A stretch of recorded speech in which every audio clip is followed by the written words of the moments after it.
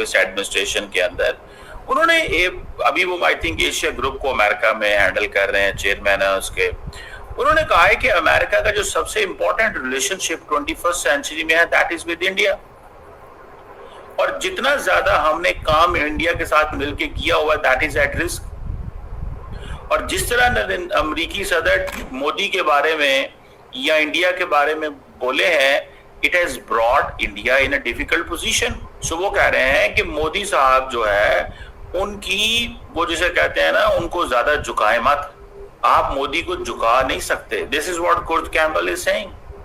वो कह रहे हैं कि अगर आप इंडिया को कहेंगे ना कि आप अपने जो स्ट्रेटेजिक रिलेशनशिप है रशिया के साथ उसे अमेरिका के लिए कुर्बान कर दें, तो देन इंडिया स्ट्रैटेजाइज करेगा और वो एग्जैक्टली ऑपोजिट करेगा जो आप उसे कहेंगे। बात समझ लिया आप? That is very significant. एक और समोसा कॉकस के बंदे हैं जिनका नाम है Gregory Meeks. I have met him by the way. Congressman Gregory Meeks, ये जो हाउस फॉरेन रिलेशंस कमेटी के चेयरमैन भी रहे हैं। उन्होंने कहा है कि ये जो ट्रंप ने ये जो टैरिफ लगाए हैं जिसकी वजह से रिस्क बढ़ा है,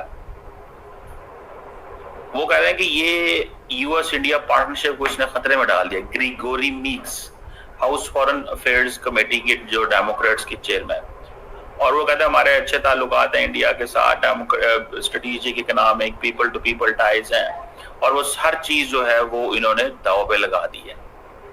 this is what is saying. अच्छा, by the way, US state department के अंदर भी कल सवाल, जब उन्होंने सवाल पूछे तो स्टेट डिपार्टमेंट ने कहा कि जी इंडिया हमारा स्ट्रेटेजिक पार्टनर है, लेकिन हम 100% एग्री नहीं करते। इंडिया हमारा स्ट्रेटेजिक पार्टनर है लेकिन हम 100% एग्री नहीं करते। आप इस चीज से अंदाजा लगाएं। पर्टिकुलरली ये जो कुर्ट कैम्पबेल ने बात की है ना, कुर्ट कैम्पबेल बेसिकली अमेरिकी सिस्टम का पुर्जा है। कुर्ट कैम्पबेल जो है, इसने आज से कुछ अर्सा पहले एक बुक लिखी थी द पिवट, और वो इसने बेसिकली हिलरी क्लिंटन के करीब था। फिर जब बाइडेन एडमिनिस्ट्रेशन आई, समझ रहे हैं, जब बाइडेन एडमिनिस्ट्रेशन आई तो बाइडेन एडमिनिस्ट्रेशन के अंदर इन्होंने फिर अपना रोल अदा किया,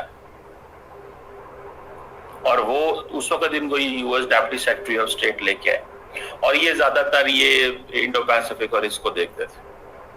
अब लोग, जारी बात है कि इसके ऊपर अमेरिका में जारी बात है फ्रीडम है, लोग बोलते हैं वहां पे आजादी है, हर बंदा तो अमेरिकी सदर को क्रिटिसाइज कर रहा होता है, हर बंदा तो अमेरिकी सदर को क्रिटिसाइज कर रहा होता है। तो वहां पे ये जो खास तौर पे जो ग्रिगोरी, जो उसने बात की है, कुर्ट कैम्पबेल ने बात की है, वो बात फेंकने वाली नहीं है। दैट इज, और फिर वो नहीं है एमी बेरा। ये by the way not Kurt Campbell but Gregory Meeks and Ami Bera both are member, वो है उसके समोसा कॉकस के मेंबर हैं। अब वो कहता है जी ट्रम्प की जो फॉरेन पॉलिसी वो पाकिस्तान के ऊपर बड़ी ऑड है। This is what Ami Bera says. I have met Ami Bera in Islamabad, Pakistan. बड़े जबरदस्त किस्म के कांग्रेसमैन है ये भी। और इंडिया और पाकिस्तान जो है वो बराबर नहीं है। India and Pakistan are not equivalent. India is a rising power, Pakistan has the most domestic terrorism in the world and failing economy. ये एमी बेरा ने ये कहा है।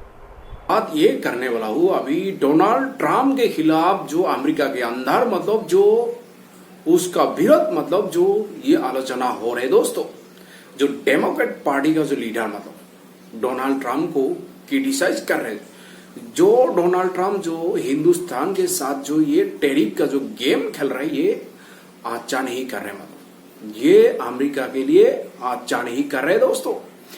जिस तरह जो ये जो हिंदुस्तान पर एक के बाद जो एक जो टैरिफ लगा रहा है, मतलब हिंदुस्तान तो नहीं झुकेगा, क्योंकि जिस तरह अभी बोल रहे वहां का मतलब डेमोक्रेट पार्टी का जो लीडर मोदी जी को ऐसे झुका नहीं सकते हो दोस्तों, क्योंकि हिंदुस्तान पाकिस्तान नहीं है। जो डोनाल्ड ट्रम्प सोचता है मतलब हिंदुस्तान और पाकिस्तान को बराबर रखने के लिए, क्योंकि वहां का डेमोक्रेट पार्टी का अभी लीडर भाई क्रिटिसाइज कर रहा है हिंदुस्तान और पाकिस्तान का कोई बराबर नहीं है भाई। हिंदुस्तान राइजिंग मतलब सुपर पावर है दोस्तों। जिस तरह अभी राइजिंग जो इकोनॉमी जिस तरह अभी बूस्ट कर रहे हैं दोस्तों, पाकिस्तान एक दहशतगर्द कंट्री है, दहशतगर्द को सप्लाई करता है दोस्तों दुनिया भर में। ये कह रहे हैं दोस्तों डेमोक्रेट पार्टी का leader.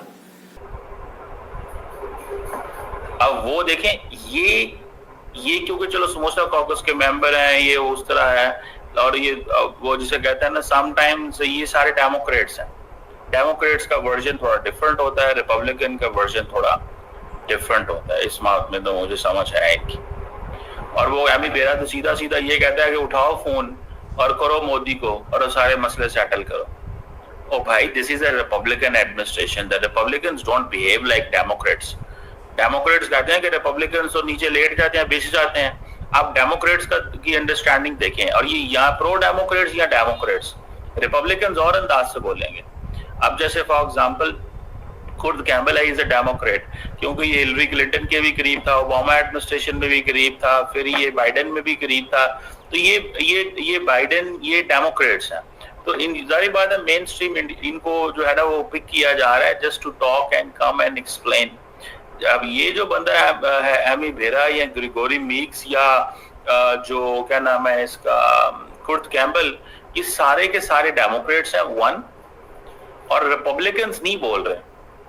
There is no, I haven't heard a Republican saying it this way. कोई लंबी चौड़ी रिपब्लिकन्स की तरफ से चीज नहीं आई।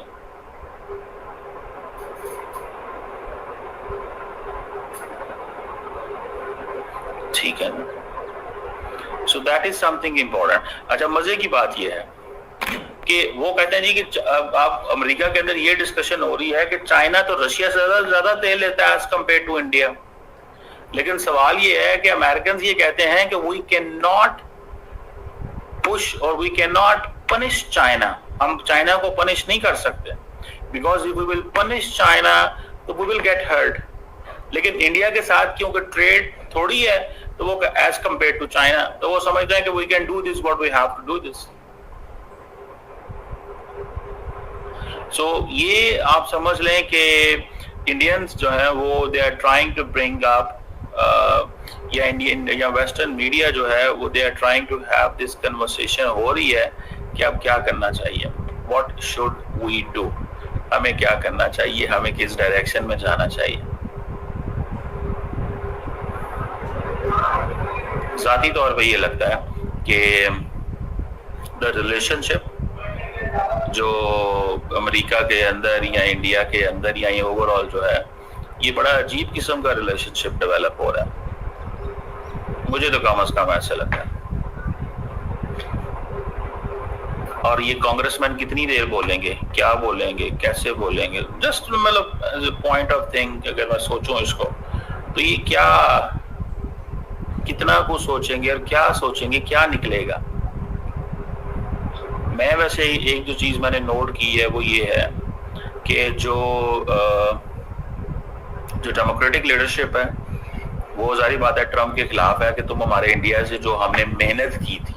देखिए, डेमोक्रेट से अगर आप पूछे ना आज कि जो इंडिया के साथ उन्होंने मेहनत की थी वो ताल्लुकात तो सारे खराब कर दिए ना। जो ये डोनाल्ड ट्रम्प जो कर रहा है ना हिंदुस्तान के साथ, ये अचानक ही कर रहे हैं। इससे पहले जो डेमोक्रेट पार्टी का जो बाइडेन का जो गवर्नमेंट था अमेरिका, जो हमने मेहनत किया हिंदुस्तान के साथ जो ये रिलेशनशिप को बिल्डअप करने के लिए, लेकिन वो अभी डोनाल्ड ट्रम्प खराब कर रहे हैं दोस्तों। मतलब डोनाल्ड ट्रम्प खराब कर रहे हैं दोस्तों, डोनाल्ड ट्रम्प के खिलाफ एक क्रिटिसाइज हो रहे हैं दोस्तों।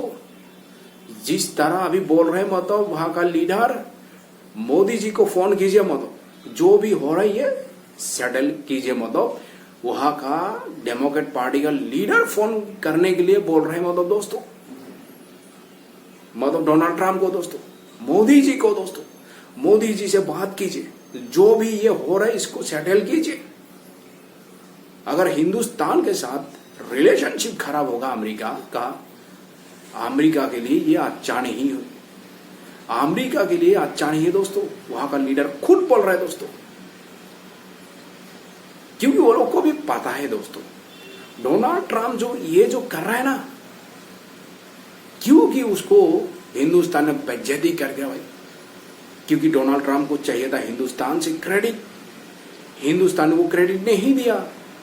ऑपरेशन सिंदूर के दौरान जिस तरह वो बार बार बोल रहा था मैंने सीज फायर किया, मैंने सीज फायर किया, मतलब डोनाल्ड ट्रंप इस वजह से हिंदुस्तान पर टैरिफ लगा रहे। ये हिंदुस्तान को अच्छी तरह पता, डोनाल्ड हिंदुस्तान क्यों भाई उसको भाई ये क्रेडिट देगा भाई, झूठ का क्रेडिट क्यों देखा दोस्तों, जिसने जो नहीं किया है भाई क्यों देगा भाई। ये तो पाकिस्तान नहीं है भाई, जो पाकिस्तान भीख से चलने वाला कंट्री है, दूसरा कंट्री में जाके काटरा लेके भीख मांगता है, अगर पाकिस्तान बोलेगा भाई, वो हिंदुस्तान बोलेगा, वो सपने में भी कभी मत सोचना।